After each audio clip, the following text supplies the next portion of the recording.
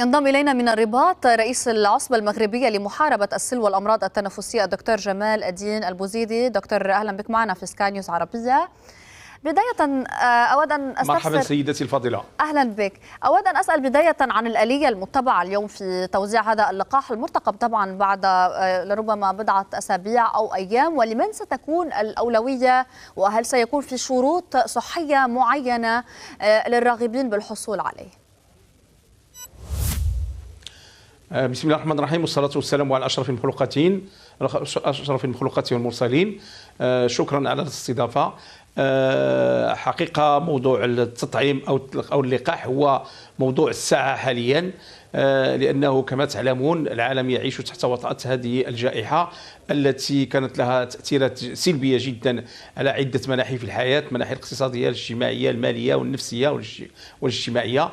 وفي ظل كما قلت في تقريركم المفصل والقيم على أنه في ظل الأرقام المتصاعدة والمقلقة جدا اللي كيعرفها المغرب وباقي بعض الدول الأخرى، لا يكون هناك مجال لمحاربة وحصر هذا المرض إلا من خلال التطعيم أو التلقيح. وهذا اللقاح كما في علمكم أنه بمبادرة من جلالة الملك تم انخراط المغرب مع الحكومة الصينية ومع مختبرات سينوفارم الصينية من أجل إنتاجه.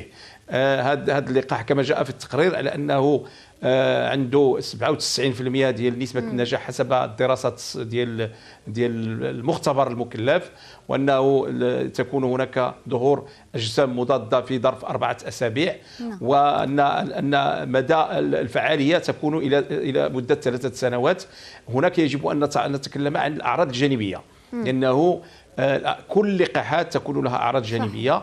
هناك أعراض جانبية مضاعفات التي تكون قريبة المدى، متوسطة المدى، أو في أحيان بعيدة المدى حسب الدراسات وحسب ما هو معروف أنه كما قلت جميع اللقاحات تكون لها مضاعفات. هذا حسب الدراسات أنه أولا تكون هناك انتفاخ واحمرار في موقع الحقنة.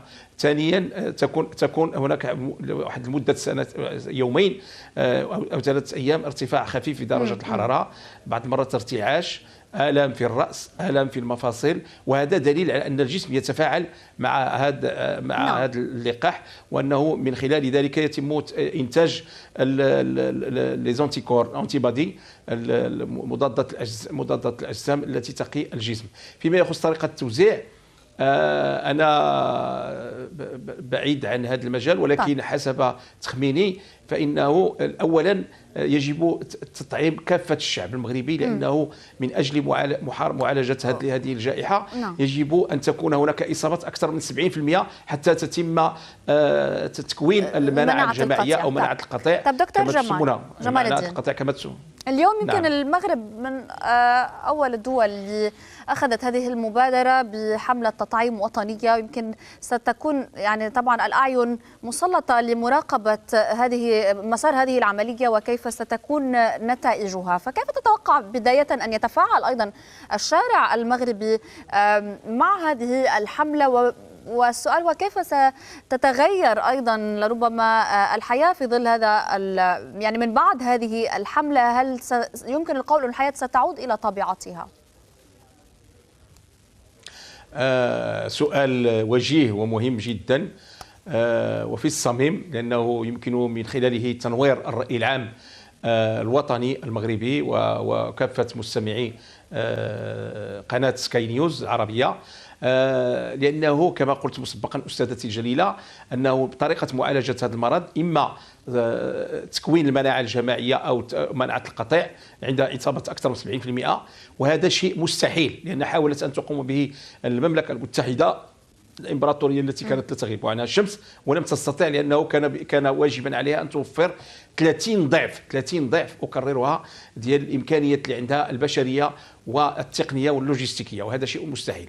يبقى الوسيلة الوحيدة والأحد في هذه الظروف، وهذا كان حلم بالنسبة لكل الخبراء وكل الباحثين في هذا المجال، أن يتم إنتاج اللقاح الذي يعتبر الوسيلة الأنجع من أجل محاربة هذه الجائحة. وكما تعلمون لأنه حاليا مع الموجة الثانية وارتفاع عدد الإصابات وشراسة المرض، الأنظمة الصحية يمكن أن تكون عرضة للانهيار، يعني الانهيار اللي عندما تتجاوز الاصابات بشكل كبير الامكانيات المتوفره.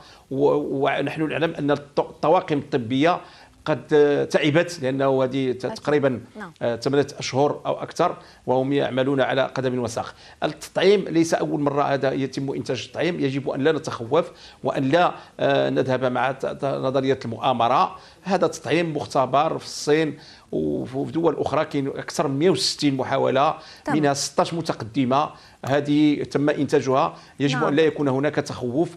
الامور ستكون ان شاء الله على احسن ما يرام، ونتائجها رغم انه يمكن تكون كاين بعض المضاعفات ستكون احسن من المرض. نحن نرى حاليا العديد من الناس يموتون، العديد من الناس يصابون. ونقطه اخيره يجب ان اؤكد عليها سيدتي الفاضله، وان هذا المرض عكس الانفلونزا الموسميه، وانه تكون له مضاعفات على المدى المتوسط والبعيد، ومن بينها التشمع الرئوي الذي يؤدي الى القصور التنفسي، وهذا شيء خطير. وبالتالي يجب ان نقدم على هذا اللقاح بكثافه. وانا متاكد ومن خلال العينات التي تم استجوابها الشعب المغربي سيتجاوب معها بشكل ايجابي كبير. شكرا لك دكتور جمال الدين البوزيدي، شكرا جزيلا على هذه المداخله من الرباط، رئيس العصبه المغربيه لمحاربه السل والامراض التنفسيه.